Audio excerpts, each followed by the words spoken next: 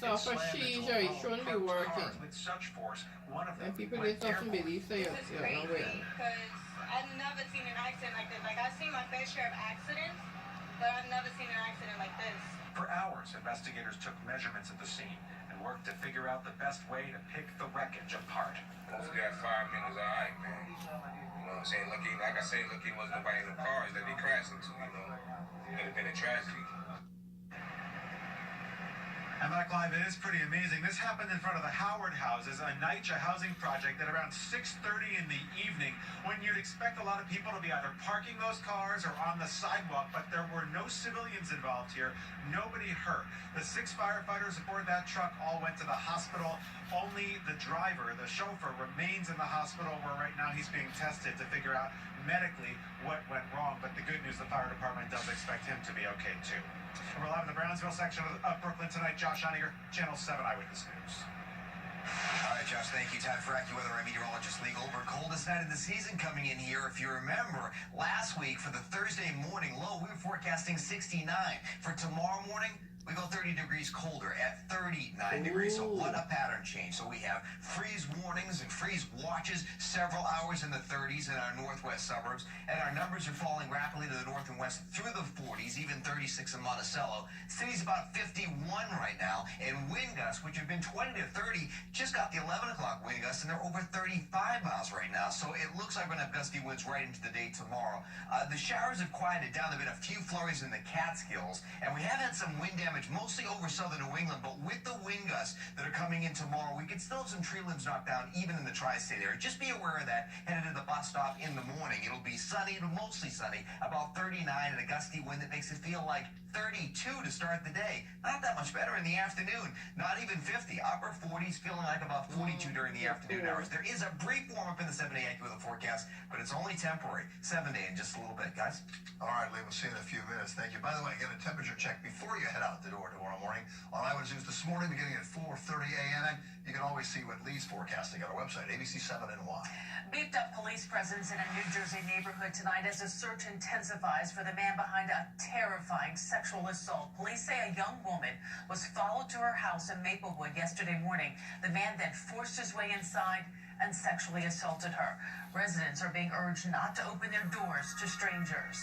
New video to show you tonight of a suspect. New York police say slashed a man in the face at a subway station in the Bronx. Cops say he got into an argument with a 38-year-old victim on Monday morning inside the 5-train subway station. This is in the Olinville section.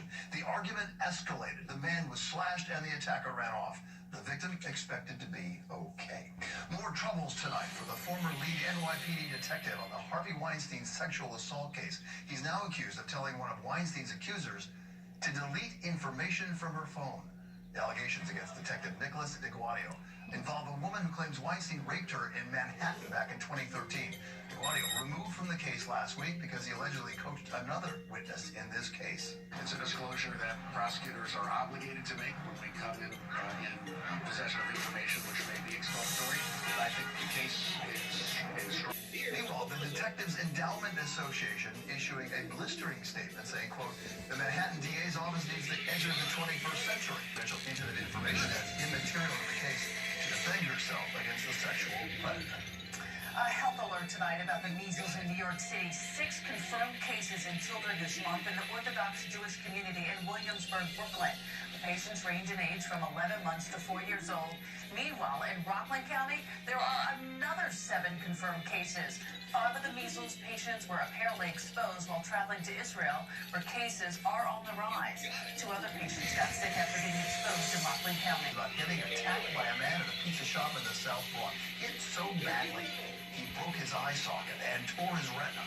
Cops now investigating the racial overtones in this case. The assailant now on the run. Here's Eyewitness News reporter Naveen Dhaliwal. The bloodshot eye is his obvious injury, plus a torn retina and... They said my eye socket was fractured. 1 surgery down, likely more to come, all after this hard punch a week ago Saturday at the Ray's Pizza on East 138th Street, a place he had been going to without incident for 18 years now. Out of fear, he doesn't want to be identified, but sat down with us to show the surveillance video and the man he says caused his injuries. It felt like a nightmare. It was like surreal. The 59-year-old says it started when the suspect in the red jacket began taunting him. You ain't a white man, you're a white boy. That guy even sat down at the same table as his target. Trying to avoid the confrontation, the victim quickly moved. And when the belligerent man's rant continued, it was time to leave. As I get up, he gets up. Not a good sign, but hoping it's harmless, the victim, without saying a word, walked over to the garbage and to a threatening gesture. As I go around him, he smacks me in the face with his hand. And that's the moment the victim has enough. With a coffee in his hand, watch what happens next. I throw my coffee at him. In a blink of an eye, like Mike Tyson, he just punched me in my face. The shock set in as his vision blurred, nose bled, and after more hateful words, his assailant took Oh, you off. want to play with... I just look over my shoulder all the time now. In the Mont Haven section of the Bronx, Naveen Dhaliwal, Channel 7 Eyewitness News. New questions surrounding the man being hailed a hero for finding a lost boy on a New York City subway yesterday. Police say 4-year-old Messiah was separated from his mother at a Brooklyn subway station. The so-called Good Samaritan claims he then found the boy on Canal Street, but according to investigators, he actually scooped the kid up in Brooklyn before carrying him to work in Manhattan. And we're learning the man had a sexual allegation against him by a juvenile nephew a few years ago. A concerned coworker later called police about Messiah. No criminal charges will be filed. The last column published moments ago in the Washington Post by murdered journalist Jamal Khashoggi. It calls for a free press in the Arab world. This is we learn more about his torturous murder. Beheaded and dismembered moments after he entered the Saudi consulate in Istanbul. This according to officials there. Tonight, the Washington Post reporting the Trump administration and the Saudi royal family trying to come up with, quoting now, a mutually agreeable explanation for the murder to avoid implicating the Saudi crown prince, one of President Trump's foreign allies. Turkish officials believe the prince likely ordered the hit. First Lady Melania Trump followed through on her commitment to visit children at a neonatal hospital in Philadelphia. Despite a delay caused by smoke in her airplane, the plane was forced to return to Joint Base Andrews shortly after takeoff this morning. Communication equipment apparently overheated. The plane landed safely, still on the skirts. The First Lady's travel was delayed about 90 minutes before taking a new flight to Philadelphia. If you're feeling lucky tonight, check your numbers. Are you the winner of the $345 million Powerball jackpot? Here are the numbers. Ready? 3, 64, 69, 68, 57, and the Powerball number 15. Those numbers also on our website, ABC7NY. The other lottery getting the big attention tonight, maybe you heard about it. The Mega Millions jackpot for Friday. More than $900 million. Second largest lottery prize in U.S. history. So how hard is it to match all 6 numbers? Here are the odds. About 1 in 300 million. By the way, that record high Mega Millions drawing on Friday, right here, Channel 7, before Eyewitness News at 11 o'clock. New and next at 11, hailed a hero. A subway conductor saves a man who got stuck on the tracks. Plus, was she using a child to slip something to an inmate? The new video sparking concern at Rikers. And the sweet moment between Prince Harry and a young girl in Australia. When you're busy, and so are we. Channel 7 Eyewitness News, gathering the latest breaking news with reporters live across the tri-state. Sade Veteran-Law, Diana Williams. Saved him. The man, clearly disoriented, walking on train tracks that could have electrocuted him. Tonight, Louis Mark Perry being called a hero for saving that man. NJ Burkett tonight talking to the subway operator.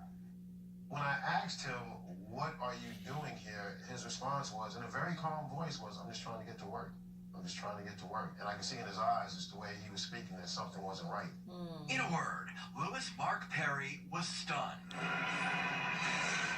His 7 train was rolling into a tunnel in Long Island City, Queens, when he spotted a well-dressed man wedged up against the wall. The bizarre scene posted by a rider on Twitter. Perry couldn't believe the man wasn't crushed. He says he jammed on the brakes, then climbed down onto the tracks himself, determined to keep the man from being electrocuted. In the heat of the moment, my biggest concern was trying to save him. After realizing that we did not hit him, was that he was going to get electrocuted. It took patience and persuasion and a little bit of luck. But after several tense minutes, Perry managed to convince the man to come up from the tracks and into the train's lead car.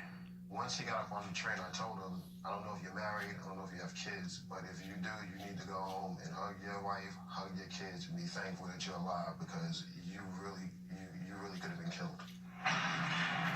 The man remained on the train and was met by EMS teams at Grand Central.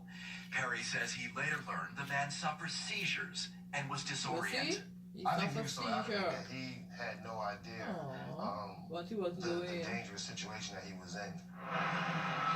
More than 900 people fall onto or wander onto the subway tracks every year. And Perry always end this way. Just by the grace of God, I'm just glad I was able to be in a position to help him. In Long Island City, Queens, NJ Burke at Channel 7, Eyewitness News. Goodness, he did something.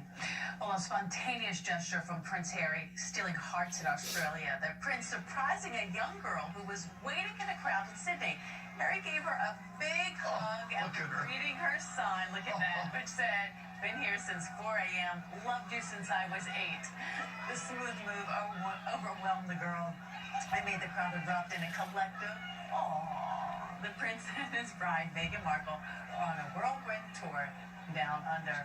Man, he's got it. Right? He's got it. He really does. Like his mom. Yeah, well, the prince's pride for fatherhood was up right there. That's pretty good. All right, so we have a chilly night. The Empire State Building was blue and orange earlier for the Knicks home opener. It was actually beautiful with the orangey sunset backdrop. We posted if you want to check it out on ABC7NY. 51 degrees now, but a northwest wind gusting at 35, so it feels like we're in the low to mid 40s right now. We told you about the freeze warnings and freeze watches off to the north and west. Forget about normals tomorrow. There are your sunrise and sunset times. Ample sunshine, but it's not doing very much. Wake up wind chills near freezing. It's still gusty tomorrow with some winds near 30 miles an hour, and the temperatures will be stuck in the 40s. Now, there is some moderation on Friday, but it won't last long. It'll still be in the low 60s on Saturday with a shower or two, but then Sunday, we're just right back to blustery at 49. Speaking of blustery, how about tomorrow morning? Start the day in the upper 30s and low 40s in New York City, but look at the wind chills around freezing on average, even in the 20s off to the north and west. The rest of the day in the 40s with a chilly breeze. At least it's nice and bright. So we had a couple sprinkles that came through with the cold front. Not much moisture, but a couple of flurries also still continuing to get into the Catskills because the winds are now aligned over the Great Lakes, and we got our first lake effect snow bands and rain bands coming in. And in fact, if you have any travels up Route 17 or the I-81 corridor, there might be some snow showers during the day tomorrow. Maybe some minor reduced visibilities at times, but already some light accumulation of grassy surfaces on the higher terrain off to the north and west.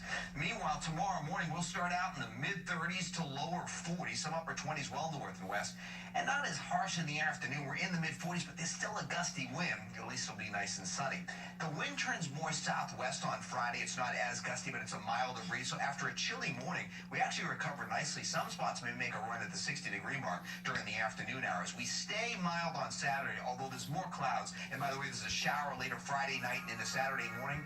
With a cold front, there might be another spot shower in the afternoon, but we're still mild there on Saturday before it turns blustery on Sunday. And by the way, that'll just be the beginning of it. Climate Prediction Center tweeted out their 6 to 10 day temperature outlook, and there's just a strong chance in the Northeast we're going to be below normal for quite a while. AccuWeather forecast, 39 degrees tonight, windy and chilly at 7 a.m.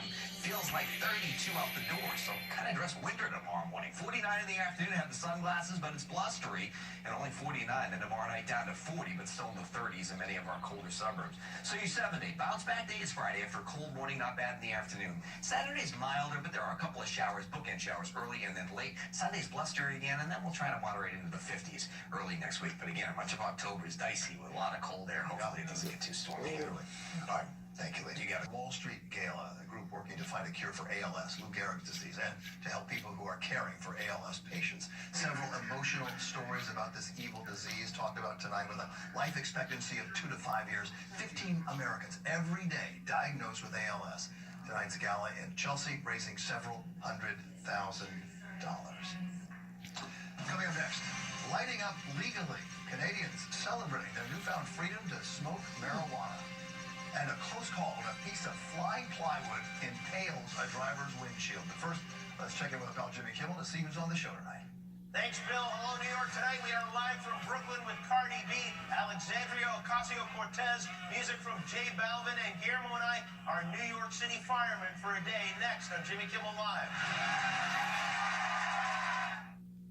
can be devastating. Treat it makes all the difference. And you feel like a new person. Channel 7 brings you women who are using proactive prevention. Plus, new research is sparing millions of women from chemo. Join me for breast cancer surprising discoveries. Sunday at noon.